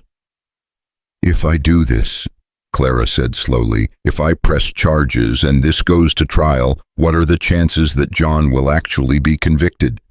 Sheriff Miller was quiet for a moment, clearly considering how honest to be. "Mrs. Dawson, I won't lie to you. Domestic violence cases are always challenging. Some people still believe that what happens between a husband and wife is nobody else's business, but you have several factors working in your favor." He began counting on his fingers. "First, you have clear physical evidence of severe abuse documented by a respected physician. Second, you have witnesses to John's threats and violent behavior. Third, you have a credible alternative explanation for your presence here that doesn't involve adultery or kidnapping. And fourth, you have the support of people in this community who are willing to stand up for you." Doc Thompson nodded in agreement. "Sheriff, I've already told Mrs. Dawson that I'll testify on her behalf. What John did to her goes far beyond anything that could be considered acceptable discipline." "And that brings up another important point," Sheriff Miller continued. "Mrs. Dawson, I suspect you're not the only woman in this territory who's been suffering in silence. When you find the courage to speak up, it often encourages others to do the same. John Dawson might have more enemies than he realizes. The comment reminded Clara of what Doc Thompson had said about Jenny Morrison's suspicious injuries. "Sheriff, if other women came forward with similar stories about their husbands, would that help my case?" "It could," Miller said carefully. "It would establish a pattern of behavior among John's associates and show that this isn't an isolated incident. But I want to be clear. You can't base your decision on what other people might or might not do. You have to be prepared to fight this battle, even if you're the only one willing to stand up." Clara closed her eyes and tried to imagine herself sitting in a courtroom telling her story to a room full of strangers while John glared at her from the defendant's table. The thought terrified her, but it also stirred that growing spark of anger that had been building since Samuel found her in the desert. "Sheriff," she said, opening her eyes and looking directly at him, "what do I need to do to file formal charges?" Miller's expression grew more businesslike. "First, I'll need you to sign a formal complaint detailing the assault. Then I'll need statements from everyone who witnessed John's threats this morning. Doc Thompson's medical report will be key evidence, and I'll want to photograph your injuries as additional documentation." The mention of photographs made Clara flinch. The idea of having her bruises and cuts preserved as evidence felt deeply violating, even though she understood the necessity. "I know it's difficult," Doc Thompson said gently, seeming to read her thoughts. "But Clara, those photographs might be the evidence that convinces a jury to convict John. Sometimes people need to see the reality of domestic violence to understand how serious it really is." Samuel stood up and moved to the window, checking the yard with the vigilance that had become habit. "Sheriff, how long do we have before John realizes what's happening and tries to interfere?" "Not long," Miller admitted. "Once I start taking statements and gathering evidence, word will get back to him pretty quickly. That's why I want to move fast on this. If we can get him arrested and in custody before he has a chance to intimidate witnesses or threaten Clara further, we'll be in a much stronger position." A new thought occurred to Clara, one that filled her with dread. "Sheriff, what about John's friends Pete Morrison and Jake Wheeler were with him this morning, and they seemed ready to back him up with violence if necessary. What's to stop them from coming after me even if John is in jail?" Sheriff Miller's jaw tightened. "Mrs. Dawson, I want you to understand something. If anyone, and I mean anyone, attempts to intimidate or harm you because of this case, they'll be dealing with me personally. I don't tolerate that kind of behavior in my territory." The conviction in his voice was reassuring, but Clara had seen enough of John's influence to know that intimidation could take many forms. "It's not just violence I'm worried about, Sheriff. John has ways of making life difficult for people who cross him. He owns land, has business dealings with half the town. He could make things very hard for Samuel and Maria just for helping me." "Then we'll cross that bridge when we come to it," Samuel said firmly from his position by the window. "Clara, you can't let fear of what John might do control your decisions for the rest of your life. At some point, you have to take a stand." Maria nodded in fierce agreement. "Mija bullies like your husband count on their victims being too afraid to fight back. The only way to stop them is to show them that their threats have no power over you." Clara looked around the room at these people who had already risked so much for her and felt a surge of gratitude mixed with determination. They were right. She couldn't spend the rest of her life running from John's anger. If she was ever going to be truly free, she had to fight for that freedom. "Sheriff Miller," she said, her voice growing stronger with each word, "I want to file formal charges against my husband. I want him arrested for what he did to me, and I want the whole territory to know the truth about what kind of man he really is." The sheriff smiled for the first time since entering the room. "Mrs. Dawson, that's exactly what I was hoping to hear. Now let's get to work." For the next 2 hours, Sheriff Miller methodically gathered evidence and took statements. Clara signed a formal complaint that detailed years of abuse and culminated in the near-fatal beating that had driven her to flee. Samuel and 3 of his ranch hands gave statements about John's threatening behavior and violent threats. Doc Thompson provided a detailed medical report that documented every injury with clinical precision. The photography session was as difficult as Clara had anticipated. Having her bruises and cuts recorded for posterity felt like a final violation, even though she understood its importance. But Doc Thompson stayed with her throughout the process, offering quiet encouragement and professional reassurance. "These photographs might save other women's lives," he told her as the sheriff packed away his camera. "When people see the reality of what domestic violence looks like, it becomes much harder for them to dismiss it as a private matter." As the afternoon wore on, Clara found herself feeling increasingly resolved about her decision. Yes, the legal battle ahead would be difficult and potentially dangerous, but for the first time in 7 years, she was taking action rather than simply enduring whatever was done to her. "Sheriff," she said, as Miller prepared to leave, "when will you arrest John?" "This evening," Miller replied. "I want to get all this evidence back to town and filed properly first. Then I'll track down your husband and take him into custody. With any luck, he'll be in jail before he realizes what's happening." Samuel stepped away from the window where he had been maintaining his vigilant watch. "Sheriff, what should we do if John shows up here again before you can arrest him?" Miller's expression was grim. "You defend yourselves and send someone to town for me immediately. But Samuel, I want to be clear about something. If John Dawson sets foot on your property again, he'll be violating multiple laws. Don't hesitate to use whatever force is necessary to protect Clara and your own people." The words sent a chill through Clara.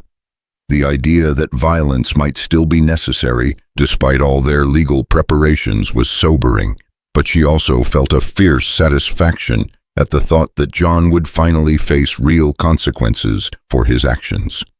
"There's one more thing," Sheriff Miller said, turning back to Clara. "Mrs. Dawson, once I arrest your husband, this case becomes a matter of public record. People are going to talk, and not all of them will be sympathetic to your situation. Are you prepared for that?" Clara thought about the whispers and stares she would face, the people who would assume she had somehow brought this on herself. Then she thought about the possibility that other women might find the courage to speak up because of her example. "Sheriff, I've been living with shame and fear for 7 years, she said firmly. "I'm tired of letting those feelings control my life. If going public helps other women in my situation, then it's worth whatever gossip and judgment I have to face."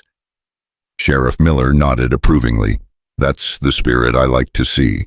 Mrs. Dawson, I want you to know that what you're doing takes tremendous courage. Not many people would be willing to take on the kind of fight you're starting." As the sheriff gathered his papers and prepared to leave, Clara felt a mixture of anticipation and terror about what lay ahead.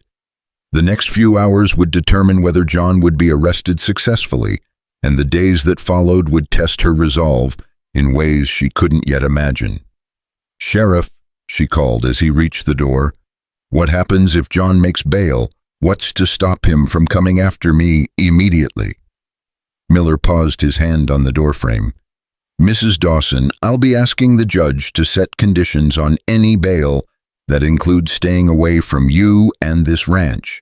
If John violates those conditions, he goes right back to jail with no possibility of bail. But I want to be honest with you.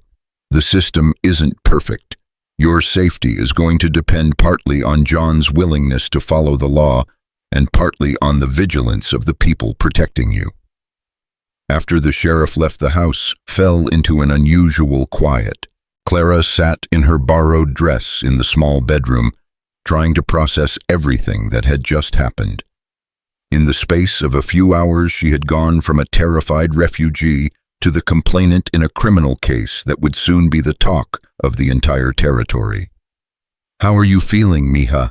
Maria asked, settling into the chair Sheriff Miller had vacated. Clara considered the question seriously. "Scared," she admitted, "but also angry. For the first time in years, I'm more angry than afraid. Does that make sense?" Maria smiled. "Perfect sense. Anger can be a very useful emotion when it is directed toward the right target. Your anger at John's treatment of you, that is healthy. It means you are finally valuing yourself enough to fight for your right to be treated with respect. Samuel appeared in the doorway, his face showing the strain of the day's events. Clara, I want you to know that nothing changes because of what you've just done. You're still welcome here for as long as you need, whether that's days or months or years. This is your home now if you want it to be. The offer moved Clara deeply. The idea of having a real home, a place where she could feel safe and valued, seemed almost too good to be true. Samuel, you've already risked so much for me. If John makes bail, if he comes back with more men, you could lose everything. Then that's a risk I'm willing to take, Samuel said simply. Clara Elizabeth used to say that a life lived in fear isn't really a life at all. She was right then and she's right now.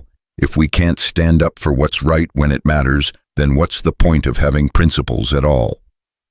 As evening approached, Clara found herself watching the road for signs of Sheriff Miller's return, with news of John's arrest.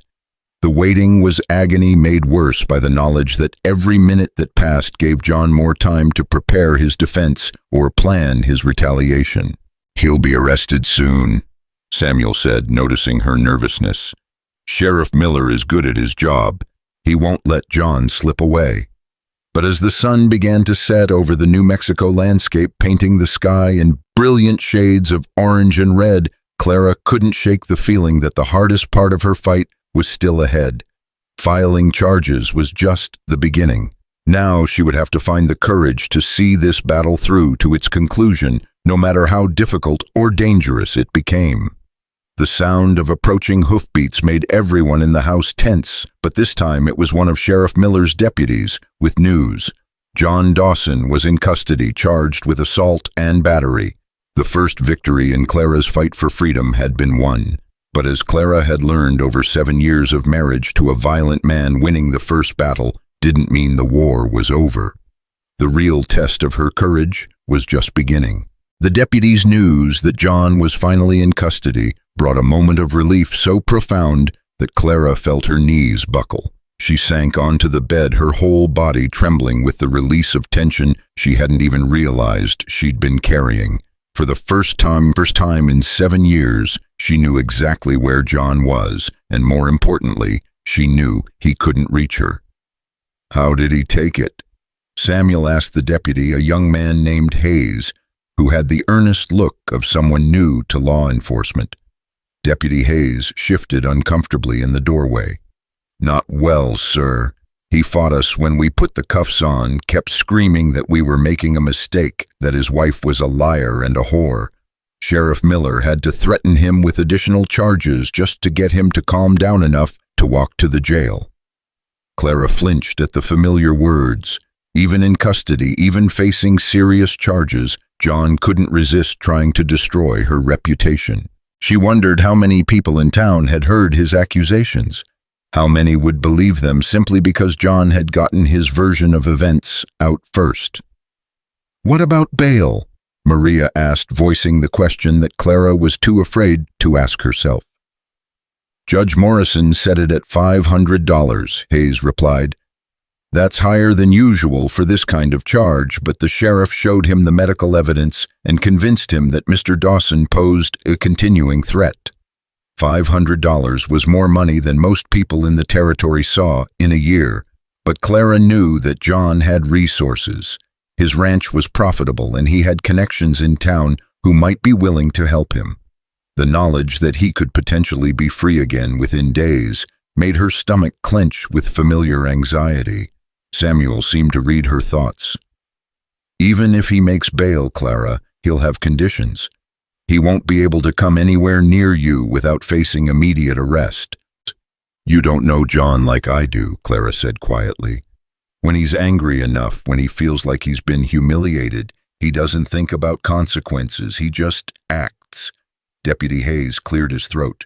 Ma'am, Sheriff Miller wanted me to tell you that he's posted extra patrols in this area, and he's put out word that anyone helping John violate the conditions of his bail will face charges themselves. That includes his friends, Morrison and Wheeler.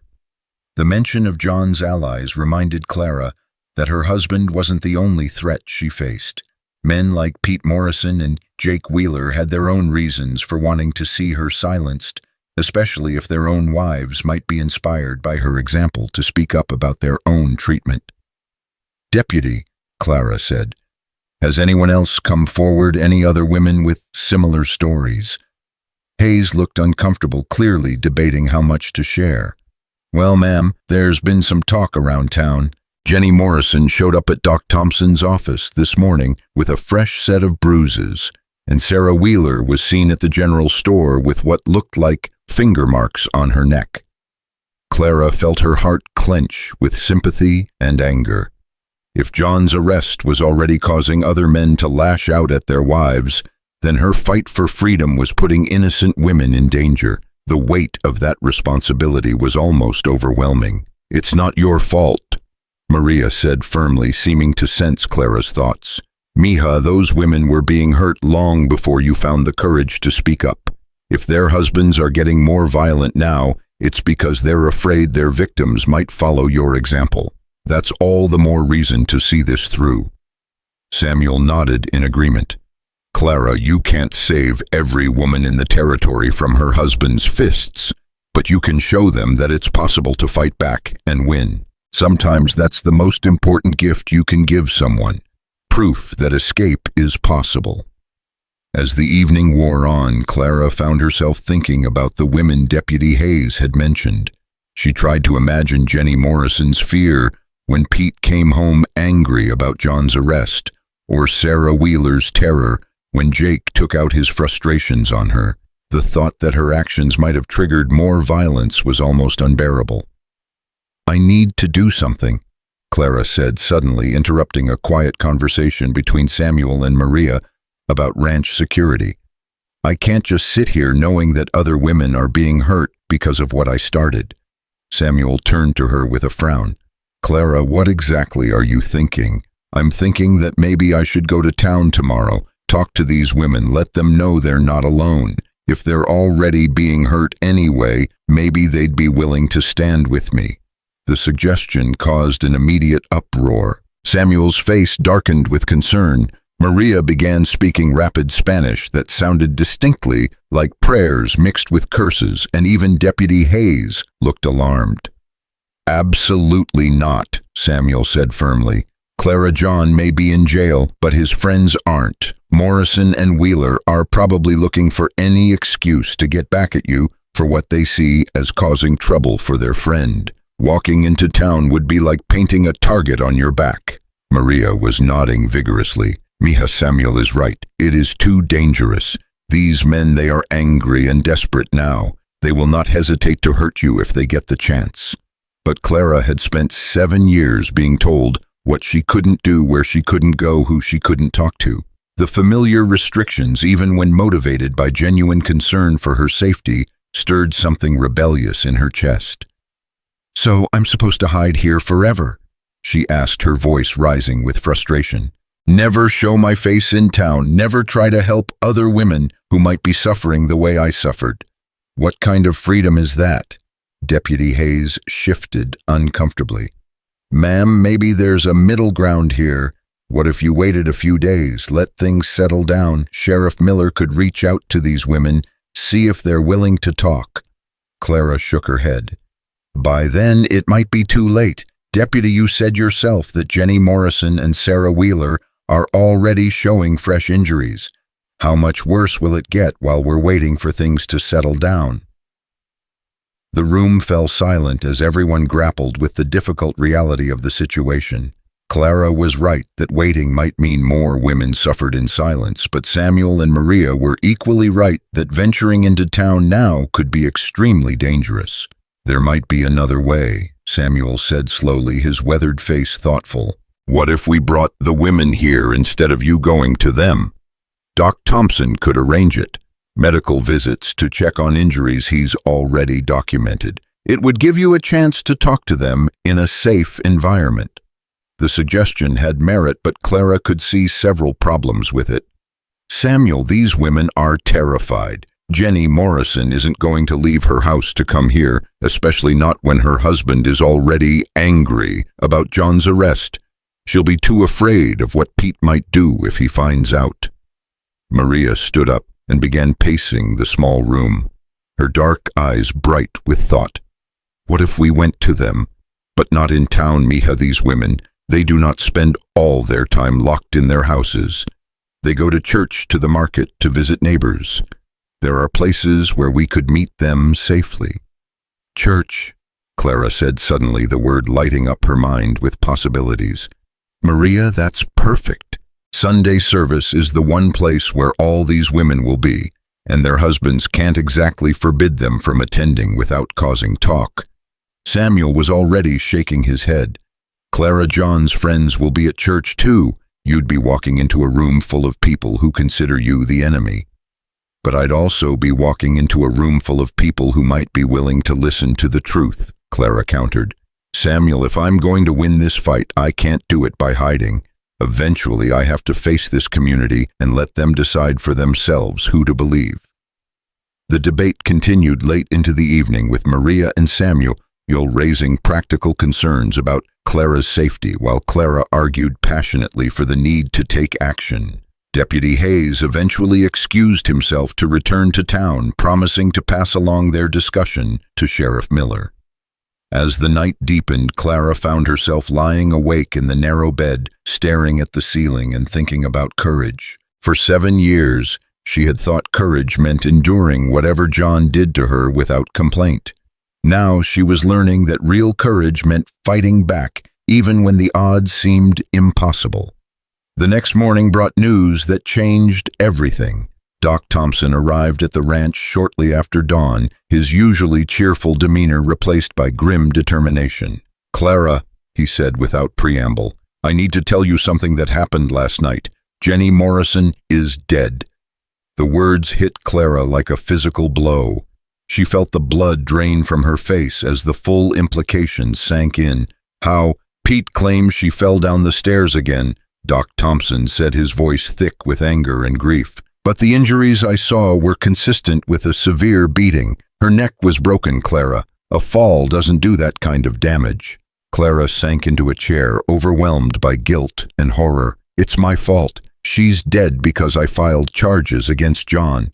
Pete was angry about his friend being arrested, and he took it out on her." "No," Doc Thompson said firmly, kneeling beside her chair. "Clara, listen to me very carefully. Jenny Morrison is dead because her husband chose to beat her to death. That choice had nothing to do with you, and everything to do with the kind of man Pete Morrison is." Samuel's face was hard with fury. "Doctor, what's being done about this? Surely, even in this territory, a man can't just kill his wife and claim it was an accident." Doc Thompson's expression was grim. "Sheriff Miller is investigating, but it's going to be difficult to prove. Pete has 2 friends who were supposedly at his house last night and will swear that Jenny fell down the stairs while they were all having drinks. Without witnesses to contradict their story, there won't be any consequences." Clara finished, her voice hollow with despair. "Jenny dies and Pete walks away free to find another woman to terrorize." "Not necessarily," Doc Thompson said, pulling a folded paper from his jacket pocket. "Clara, before Jenny died, she managed to get this to me through her sister. It's a letter detailing years of abuse, including specific incidents with dates and descriptions of injuries. She wrote it after she heard about your case, said it gave her hope that someone might finally listen." Clara took the letter with trembling hands and began to read. Jenny's words painted a picture of systematic abuse that was painfully familiar. The escalating violence, the isolation, the constant fear. But what struck Clara most was the final paragraph written in Jenny's careful script. "If something happens to me, I want people to know the truth. Clara Dawson was brave enough to speak up. I wish I had been that brave sooner." Tears streamed down Clara's face as she finished reading. She was planning to come forward. She was going to stand with me. "Yes," Doc Thompson said gently. "And Clara, I think her death might actually help your case. Jenny's letter proves that you're not an isolated example of domestic violence in this territory. It shows a pattern of behavior among these men that goes far beyond what anyone could dismiss as normal marital discipline. Samuel was pacing the room like a caged animal, his hands clenched into fists. Doctor, how many more women have to die before this community wakes up and admits what's really happening here? Maybe none, Doc Thompson replied. Clara, I think it's time to stop hiding and start fighting back publicly. Jenny's death has people talking, asking questions they never asked before. If you're willing to stand up at Jenny's funeral and tell the truth about what really happened to her, it could change everything. The suggestion sent a chill through Clara. Speaking at Jenny's funeral would mean facing the entire community, including Pete Morrison and all of John's other allies. It would be the most dangerous thing she had ever done. Pete Morrison will be there, she said quietly. So will Jake Wheeler and everyone else who wants to see me silenced. What's to stop them from simply shouting me down, or worse, the same thing that stopped them so far? Samuel said, his voice hard with resolve. The knowledge that Sheriff Miller is watching, that there are consequences now for their actions. Clara, these men have gotten away with murder because they've operated in silence and shadows. When you drag their crimes into the light, they lose their power. Maria, who had been uncharacteristically quiet since Doc Thompson's arrival, suddenly spoke up. Mija, I think you should do it, not just for Jenny, but for all the women who are still alive and suffering. They need to see that it is possible to fight back and survive. The idea of speaking at Jenny's funeral terrified Clara, but it also stirred that growing flame of anger that had been building since Samuel found her in the desert. Jenny Morrison was dead because she had lived in the same kind of fear that had controlled Clara's life for 7 years. If speaking up could prevent other women from meeting the same fate, wasn't that worth any risk? When is the funeral? Clara asked. Tomorrow afternoon, Doc Thompson replied. The whole town will be there. It's your chance to reach the maximum number of people with your message. Clara closed her eyes and tried to imagine herself standing before a crowd of people who had already heard John's version of events, trying to convince them that Jenny's death was murder rather than accident. The thought made her stomach clench with terror, but underneath the fear was something else, a deep burning need to ensure that Jenny's death meant something. I'll do it, she said, opening her eyes and looking directly at Doc Thompson. I'll speak at Jenny's funeral. But I want Sheriff Miller there, and I want it known that anyone who tries to intimidate or silence me will face immediate arrest. Doc Thompson smiled for the first time since arriving at the ranch. Clara, I think Jenny would be proud of you, and I think your speech tomorrow might just save some lives. The rest of that day was spent in preparation. Samuel insisted on accompanying Clara to town despite her protests, that it would put him in danger. Maria spent hours helping Clara choose the right words, practicing the speech she would give until every sentence carried maximum impact. Remember, Maria said as they rehearsed, you are not just speaking for yourself or even for Jenny. You are speaking for every woman in this territory who has ever felt trapped in her own home, afraid of her own husband. Make them understand that silence kills. As evening approached, Clara found herself thinking about the journey that had brought her to this moment. Less than a week ago, she had been a broken woman fleeing across the desert, ready to die rather than endure another beating.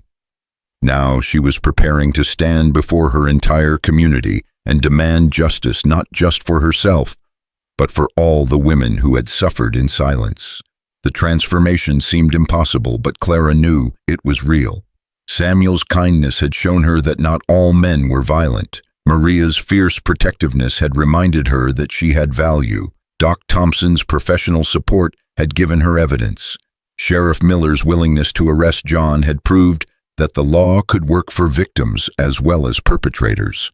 Tomorrow at Jenny Morrison's funeral, Clara would find out whether courage and truth were enough to change a community's mind about the women they had failed to protect. That night, Clara lay awake listening to the sounds of the desert wind and thinking about Jenny Morrison's letter. The other woman's words echoed in her mind. I wish I had been that brave sooner. Clara was determined to ensure that no other woman would have to write those words, or worse, die before finding the courage to speak them. When morning came, Clara rose with a sense of purpose she had never felt before. Today, she would either help change her community for the better, or she would discover just how deep the rot of acceptance for domestic violence really went. Either way, she would face it standing up, speaking truth, and refusing to be silenced by fear. The sun climbed over the New Mexico landscape as Clara prepared for the most important speech of her life, knowing that Jenny Morrison's spirit would be with her, demanding justice for all the women who had been forgotten, ignored, and ultimately destroyed by a system that valued male authority over female lives.